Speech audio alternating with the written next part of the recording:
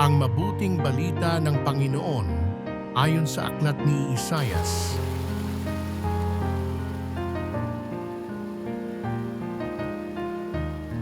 Ito ang ipinasasabi ng Panginoon.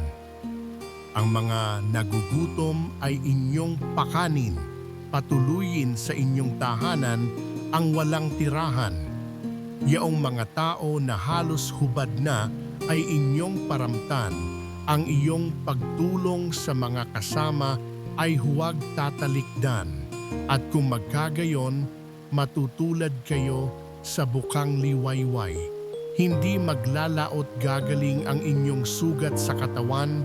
Ako'y laging sa inyo, ililigtas kayo at iingatan kahit saang lugar. Sa araw na iyon, diringgin ng Panginoon ang dalangin ninyo. Pag kayo'y tumawag, ako'y tutugon agad.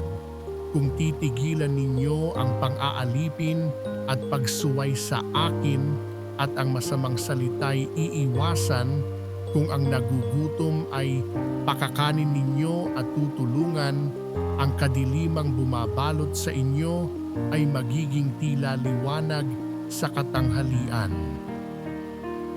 Ang mabuting balita ng Panginoon